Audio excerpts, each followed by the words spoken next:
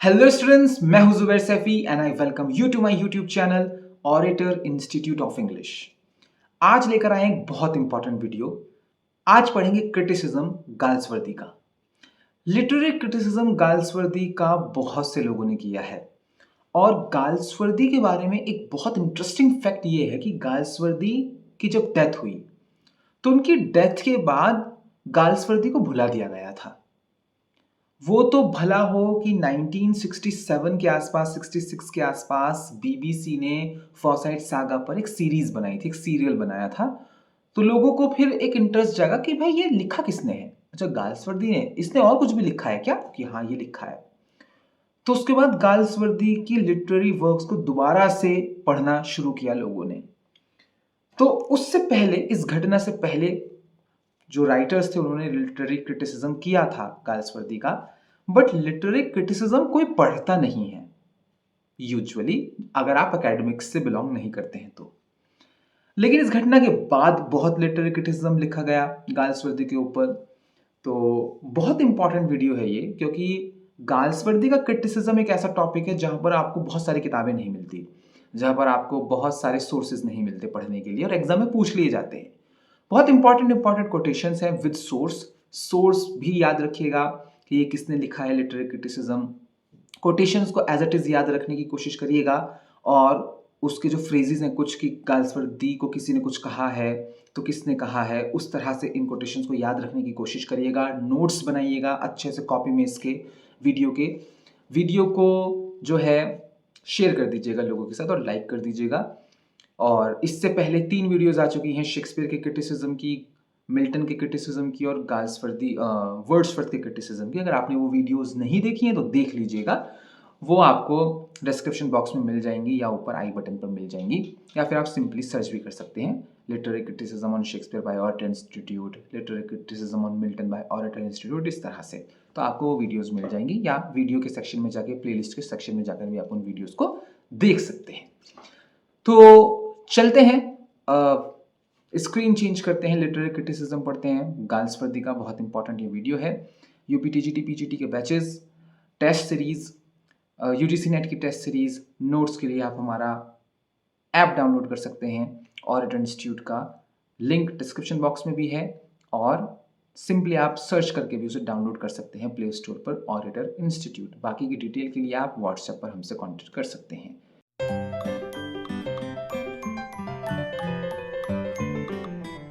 तो चलिए शुरू करते हैं। Critical comments on Galsworthy and his work. Galsworthy और उनकी रचनाओं पर कुछ क्रिटिकल कमेंट्स।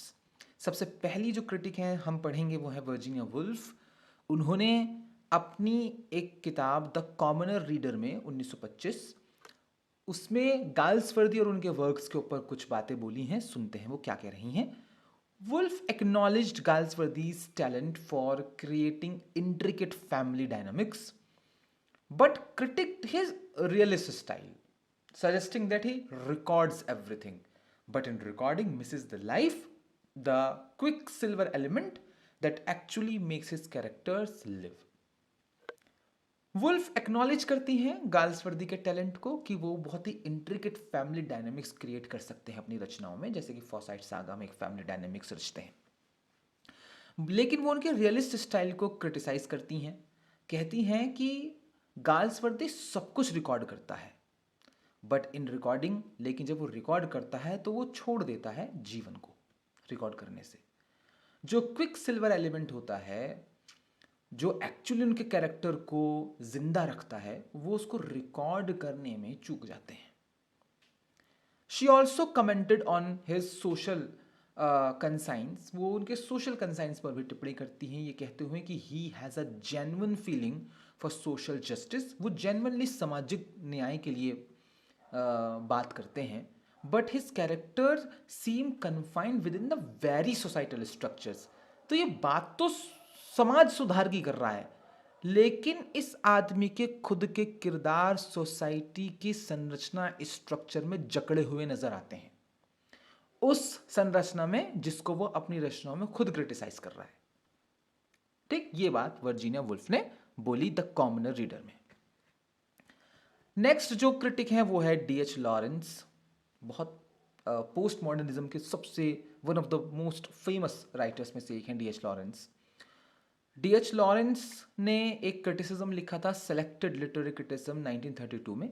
उसमें वो गाल्सवर्दी के बारे में लिखते हैं, Lawrence appreciated Galsworthy's moral depth and exploration of class.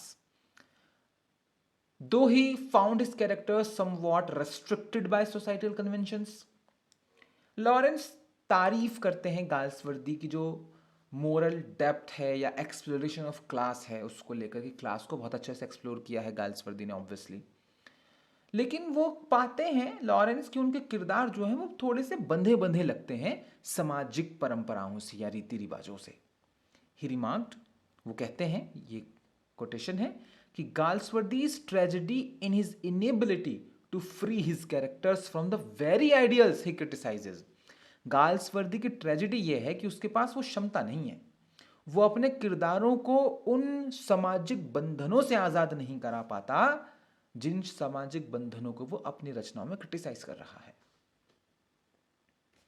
Lawrence critiqued Galsworthy's representation of the English bourgeoisie. तो जो इंग्लिश बर्जुआ क्लास है, जो अपर क्लास है, एरिस्टोक्रेटिक क्लास है, उसको रिप्रेजेंट करते हैं गाल्सवर्दी अपनी रचनाओं में। ठीक है, अपर क्लास के बारे में लिखते हैं, वो उसको क्रिटिसाइज करते हैं डी एच लॉरेंस और कहते हैं his novels show the Forsytes as chained to their possessions and to each other, yet he doesn't free them of this materialism.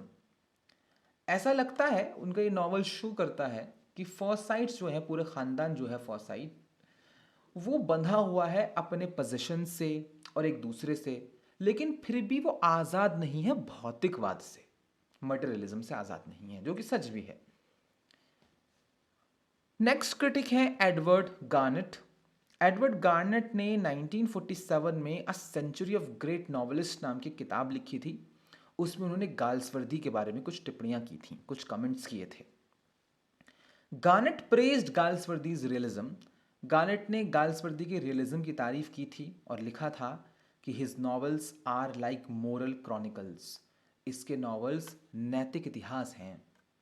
Where every characters becomes a type of English society, जहां हर किरदार एक English society का type बनकर बाहर निकलता है। He noted Galsworthy's talent for illustrating moral dilemmas. वो नोट करते हैं कि गाल्सवर्दी के पास एक टैलेंट है कि वो मोरल डिलेमास को, ठीक है, नैतिक उलझनों को बहुत अच्छे से इलिस्ट्रेट कर सकता है विदाउट ओवर्टली मोरलाइजिंग, उसको ज्यादा नैतिक ना बनाकर भी। गार्नेट ये भी ऑब्जर्व करते हैं कि Galsworthy's writing इम्बॉडीज the conflict. Galsworthy की राइटिंग सिंबल हैं उस संघर्ष की जो हो रहा है पर्सनल कॉन्शियसनेस के बीच में और सोशल ड्यूटी के बीच में। एक तरफ आपका पर्सनल कॉन्शियसनेस है, दूसरी तरफ आपकी एक सामाजिक जिम्मेदारी है। Making him a moral historian of his time, वो अपने जमाने का नैतिक इतिहासकार है। आई थिंक बहुत इंपॉर्टेंट बात कही है ये एडवर्ड ने। और अगर मैं एग्जाम सेट करूं तो मैं पूछूंगा कि किसने गाल्सवर्दी को मोरल हिस्टोरियन बोला है? एडवर्ड गार्नेट ने। नेक्स्ट क्रिटिक है हमारे पास आर्नोल्ड बेनेट।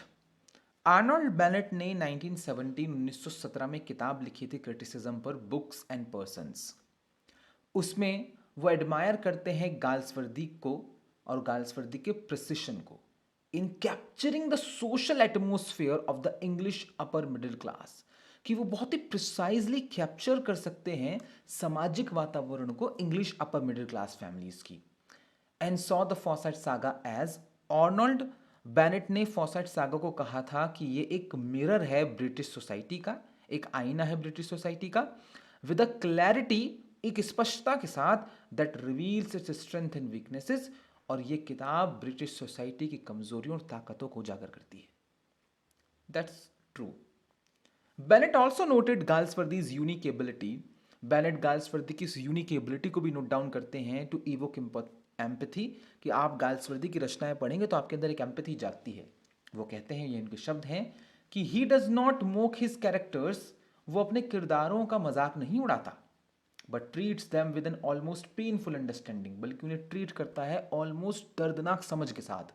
और द फ्लॉज, उसे पता है कि इस किरदार के अंदर ये कमी है, उसे पता है कि इस किरदार के अंदर ये ह्यूमैनिटी है। और ये हकीकत है।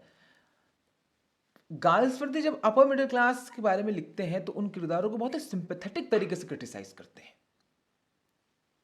नेक्स्ट जो क्रिटिक हैं वो है V S प्रिचेट।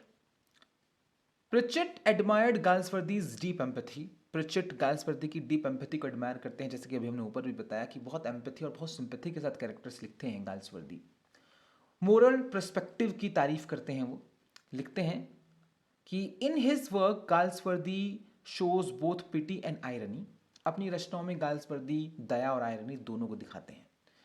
Shading light on the hypocrisies of the British upper middle class, वो एक प्रकाश फेंकते हैं British upper middle class families के पाखंडों पर।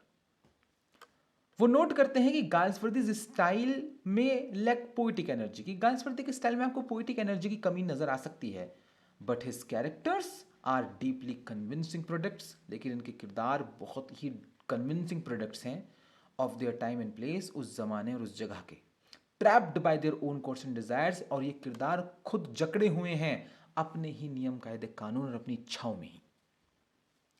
ये बात प्रिचेट ने लिखी थी अपनी एक किताब द लिविंग नॉवल में 1949 में जो आई थी। अगले जो क्रिटिक हैं बहुत बड़े राइटर हैं, we all know him, E.M. Forster. Forster की किताब है बड़ी फेमस और बहुत इंपॉर्टेंट क्वेश्चन है एग्जाम के लिए पूछा जा सकने वाला, एस्पेक्ट्स ऑफ द नॉवल 1947, ठीक है, सॉरी 1927। E.M. फॉस्टर की किताब क्रिटिसिज्म पर लिखी हुई। उसमें फॉस्टर प्रेज्ड गाल्सवर्दीज ऑनेस्टी, उसमें वो गाल्सवर्दी की ईमानदारी की तारीफ करते हैं।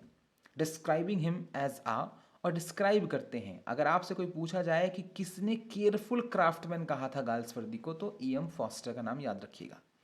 वो कहते हैं कि ये केयरफुल क्राफ्टमैन है with a rare sensitivity to the emotional lives of his characters, कि ये एक बहुत ही सावधान कलाकार है जो बहुत ही सेंसिटिविटी, संवेदनशीलता के साथ अपने किरदारों के इमोशनल जीवन को लिखता है या उसको गढ़ता है। However, Foster felt that Galsworthy's realism could become overly meticulous. Foster को लगता था कि गाल्सवर्दी का जो रियलिज्म है वो बहुत ज़्यादा मेटिकुलस, सावधान हो जाता है, अटेंटिव हो जाता है, ओकेजनली स्टिफलिंग नैरेटिव फ्लो, और वो कभी कभार जो नैरेटिव फ्लो होता है उसको कड़ा कर देता है। तो बहुत ज़्यादा रियलिस्टिक लिखने से कुछ नुकसान होते हैं, और आप रियलिस्टिक लिटरेचर लिखो, आप रियलिस्टिक वर्क्स लिखो, बट उसमें थोड़ी सी लचक और फ्लो होना चाहिए, ठीक है। वो नज़र नहीं आता गाल्सवर्दी के प्लेस में। E.M. फॉस्टर को, उनको ऐसा लगता था। ही ऑब्जर्व्ड, वो ये भी ऑब्जर्व करते हैं कि Galsworthy's characters are so bound by codes of their time and their moments of defiance seem all the more tragic for their inevitable failure, कि गाल्सवर्दी के किरदार बहुत ही बंधे हुए नजर आते हैं उस जमाने के नियमों से, ठीक। That there moments of defiance, की वो किरदार जब अवज्ञा करते हैं, डिफाई करते हैं उन सामाजिक रीति रिवाजों को उस जमाने के, सीम ऑल द मोर ट्रेजिक, तो वो ज़्यादा ट्रेजिक नज़र आता है, क्योंकि हमें साफ पता लगता है कि अब ये फेल होने वाला है कैरेक्टर, और ये इनएविटेबल है इसकी फेलियर, इसे आप टाल नहीं सकते, ठीक है। जैसे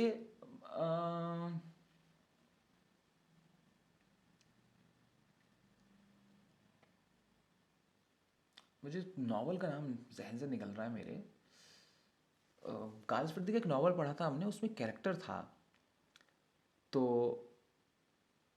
बारबरा कैराडॉक करके, तो वो किरदार उस जमाने के कोड से जकड़ा हुआ है कि वो सिर्फ अपनी ही क्लास में शादी कर सकती है, ठीक है, और वो उस नियम को तोड़ने के लिए डिफाई करती है, तो वो मोमेंट ऑफ डिफायंस में पहुंचती है, अपने कर नहीं पाती, हमें पता लग जाता है देखो फेल हो जाएगी ये लड़की, शादी तो अब इसको अपनी ही क्लास में करनी पड़ेगी। तो वो ही बात है, गाल्सवर्दी के कैरेक्टर बंधे हुए नजर आते हैं एक कोड में, बट वो उसे तोड़ नहीं पाते। नेक्स्ट क्रिटिक है मैल्कम काउली। मैल्कम काउली ने 1963 में एक क्रिटिसिज्म लिखा था, literary criticism of the 20th century करके, बड़ी इंपॉर्टेंट किताब है पोस्ट मॉडर्निज्म क्रिटिसिज्म पर। Cowley admired Galsworthy's exploration, Cowley तारीफ करते हैं कि गाल्सवर्दी ने बहुत अच्छे से एक्सप्लोर किया है साइकोलॉजी ऑफ प्रॉपर्टी को, particularly in the Forsyte saga, खासतौर से फॉसाइट सागा में, डिस्क्राइबिंग इट एज, वो डिस्क्राइब करते हैं फॉसाइट सागा को कि ये मॉन्यूमेंटल स्टडी है ऑफ पीपल, लोगों की। कौन से लोग? Trapped by their own wealth, जो अपनी ही दौलत में जकड़ लिए गए हैं और अपनी ही एक्सपेक्टेशंस में जो ये दौलत लेकर आती है। तो साइकोलॉजी ऑफ प्रॉपर्टी जो कितना बेहतरीन क्रिटिसिज्म है। यही देखो खूबसूरती है लिटरेचर की। आप 10 लोगों को एक किताब पढ़ाओ, वो 10 लोग उसकी 10 तरह से व्याख्या करेंगे, हर इंसान को अलग बात समझ में आएगी उस किताब में। ही आर्ग्यूड दैट, वो ये भी आर्ग्यू करते हैं मैल्कम, कि Galsworthy's work offers a critique of modernity, कि गाल्सवर्दी की रचनाओं में आधुनिकता को क्रिटिसाइज किया गया है उतना ही जितना it does of the British class system, जितना क्रिटिसाइज वो ब्रिटिश क्लास सिस्टम को करते हैं अपनी रचनाओं में। With property and inheritance becoming prisons for the soul, कि प्रॉपर्टी और विरासत में आई संपत्ति ये सब सोल्स के जेलें बन गई थी उस जमाने में। रेबेका वेस्ट है अगली क्रिटिक। रेबेका वेस्ट जो हैं वो एक किताब लिखती हैं, the strange necessity essays and reviews 1928 में। उसमें West valued Galsworthy's exploration of social justice, उसमें वो वैल्यू समझती हैं कि गाल्सवर्दी ने जो सामाजिक न्याय को लेकर लिखा है वो बहुत बेहतरीन लिखा है। डिस्क्राइबिंग हिम एज अ, और वो डिस्क्राइब करती हैं रेबेका गाल्सवर्दी को, a novelist with a keen eye for the inequalities in society and ways they shape individual lives, कि ये वो नॉवेलिस्ट है कि इसके पास एक बहुत ही कीन आंख थी जिससे वो समाज में व्याप्त असमानता को देख लेता था और उन तौर तरीकों को जिससे किसी इंडिविजुअल व्यक्ति का जीवन आकार लेता है। She felt that Galsworthy's strength ले इन शोइंग, उन्हें लगता था रेबेका को कि गाल्सवर्दी की जो स्ट्रेंथ है वो पता कहाँ है?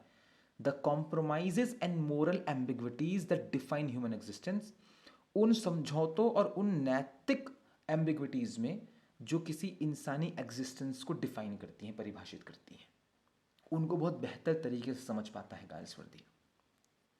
However she critiqued him for, वो क्रिटिसाइज भी करती हैं उन्हें ये कहते हुए कि too often dwelling on the past, वो काफ़ी बार अतीत में खोया नजर आता है, without capturing the full vitality of the present, बावजूद इसके कि वो अभी वर्तमान को पूरी तरह से कैच नहीं कर पाया, वर्तमान की विटेलिटी, उसकी जीवंतता को कैच नहीं कर पाया, लेकिन अतीत में खोया रहता है। Suggesting that his characters seem bound by history, ऐसा लगता है कि उसके किरदार बंधे हुए हैं इतिहास से। ये बात रेबेका ने बोली। नेक्स्ट जो क्रिटिक है वो है लियोनल ट्रिलिंग। लियोनल ट्रिलिंग ने किताब लिखी थी द लिबरल इमेजिनेशन 1950 में। उस किताब में उन्होंने कुछ बातें गाल्सवर्दी के बारे में बोली थी। वो ये थी, Trilling described Galsworthy as, Trilling Galsworthy को कहते हैं a moralist of the modern world, आधुनिक दुनिया का नैतिकवादी, and appreciated his ability to expose the moral compromises, और अप्रिशिएट करते हैं कि इस आदमी के अंदर एक एबिलिटी है कि ये जो मोरल कॉम्प्रोमाइजेस हैं अपर मिडिल क्लास के, उनको एक्सपोज कर देता है। ही रोट, वो लिखते हैं कि Galsworthy is critic of property, Galsworthy property को क्रिटिसाइज करते हैं, संपत्ति को, एंड इट्स इफेक्ट्स, और संपत्ति का जो इफेक्ट पड़ता है ह्यूमन लाइफ्स पर, renders him both a social historian, ये चीज़ें इसे एक सामाजिक इतिहासकार भी बनाती हैं और एक नैतिक आवाज़ भी गाल्सवर्दी को। Harvard Trilling found Galsworthy's adherence to realism limiting, और ट्रिलिंग को लगता है कि गाल्सवर्दी जो रियलिज्म से चिपका रहता है कि मैं रियलिस्टिक लिखूंगा, उससे वो एक सीमा में बंध जाता है। तो ऐसा बहुत सारे क्रिटिक्स को लगता था। अभी तो हमें नहीं लगा क्योंकि शायद हम इतने ज्ञानी नहीं हैं अभी, ठीक है, बट बहुत सारे क्रिटिक्स में मैंने कॉमनली ये देखा है कि बहुत सारे क्रिटिक्स को लगता था कि गाल्सवर्दी ज़्यादा रियलिस्टिक लिख रहा है और वो उसकी वजह से अपने खुद के टैलेंट को दबा रहा है। वो भी इसी बात को कह रहे हैं ट्रिलिंग, और कहते हैं कि that rigidity of social critics, वो जो रिजिडिटी है, कठोरता है उसके सोशल क्रिटिक्स की, जिसमें वो समाज को कोसता है, sometimes restrains the fuller possibilities of human conflict, कभी कभार वो रोक देता है फुलर पॉसिबिलिटीज को, इंसानी संघर्ष की, एंड फ्रीडम और आज़ादी की, इन हिज नॉवेल्स, उसके नॉवेल्स में। नेक्स्ट जो क्रिटिक है हमारे पास वो है कैथरीन मैन्सफील्ड। बहुत बड़ा नाम है कैथरीन मैन्सफील्ड। अगर आप यूजीसी नेट वाला बैच ले रहे हैं तो जिक्र हुआ है उन क्लासेस में कैथरीन का। तो कैथरीन मैन्सफील्ड ने एक किताब लिखी थी नॉवेल्स एंड नॉवेलिस्ट 1930 में। उसमें वो गाल्सवर्दी के बारे में भी बात करती हैं। Mansfield commented on Galsworthy sensitivity. Mansfield Galsworthy की संवेदनशीलता पर कमेंट करती हैं और जो ह्यूमन सफरिंग के बारे में वो लिखते हैं। वो कहती हैं कि he has a tenderness of his characters, कि उसके पास ना एक कोमल दिल है अपने किरदारों के लिए। Even when they are blind to their own feelings, वो किरदार खुद अंधे हैं, उन्हें खुद अपनी फीलिंग्स नजर नहीं आ रही, लेकिन गाल्सवर्दी को नजर आती हैं। She admired his portrait of the Forsytes. वो बहुत तारीफ करती हैं कि फॉसाइट परिवार के जो कैरेक्टर हैं उनको बहुत अच्छे से पोर्ट्रे किया है गाल्सवर्दी ने। बहुत ही ऑर्डिनरी दिखाया है उन्हें, बहुत ही फ्लॉड बींग्स दिखाए गए हैं जिनके ऊपर बर्डन है सोसाइटी के एक्सपेक्टेशंस का। ठीक है। Mansfield critiqued his style as too straightforward. तो मैन्सफील्ड एक बुराई और करती हैं गाल्सवर्दी के स्टाइल की। वो कहती हैं कि वो बहुत ज़्यादा स्ट्रेट फॉरवर्ड लिखता है। Stating that Galsworthy's narratives lagged, वो कहती हैं कि गाल्सवर्दी की कहानियों में एक चीज़ की कमी है, पता है किसकी? The imaginative play of style की। ठीक है, थोड़ी कल्पना का झोंका नहीं है। That brings characters to life, क्योंकि वो कल्पना का झोंका किरदारों को जीवांत कर देता है मॉडर्न नॉवल में। तो वही देखा जाए तो घुमा फिरा कर कैथरीन भी वही कह रही है कि रियलिज्म ज़्यादा हो गया। ठीक है ना, थोड़ा कम रियलिज्म का इस्तेमाल करो, थोड़ा सा लचीला बनाया करो अपनी रचनाओं को। तो ये क्रिटिसिज्म में बहुत कॉमन था गाल्सवर्दी के क्रिटिसिज्म में। तो ये थी गाल्सवर्दी का क्रिटिसिज्म, कुछ इंपॉर्टेंट कोटेशंस। आई होप आपको पसंद आई हैं। इनके नोट्स बना लीजिए, एक एक वर्ड को लिख लीजिए, याद कर लीजिए। ठीक, बहुत इंपॉर्टेंट है क्योंकि क्रिटिसिज्म बहुत कम पढ़ने को मिलता है किताबों में गाल्सवर्दी का। तो मिलते हैं नेक्स्ट वीडियो में। वीडियो को लाइक कर दीजिए, कमेंट करके बताइए कैसी लगी और अगली वीडियो आप किस टॉपिक पर चाहते हैं हमसे शेयर कर दीजिएगा स्टूडेंट्स के साथ। और नेक्स्ट वीडियो में मिलते हैं बहुत जल्द आपसे। बाकी बैचेस बने हुए हैं यूपीटीजीटी पीजीटी के, एलटी ग्रेड के, ग्रामर के, टेस्ट सीरीज़ है यूजीसी नेट की, टीजीटी की। तो अगर आपको कोई भी बैच ज्वाइन करना है, कोई भी कोर्स लेना है, तो आप हमसे व्हाट्सएप पर कांटेक्ट कर सकते हैं, या फिर आप हमें हमारा ऐप जो है गूगल प्ले स्टोर से डाउनलोड कर सकते हैं। ऑरिटर इंस्टीट्यूट सर्च करके आपको वहाँ सारे कोर्सेज मिल जाएंगे। मिलते हैं आपसे नेक्स्ट वीडियो में। ध्यान रखिएगा अपना।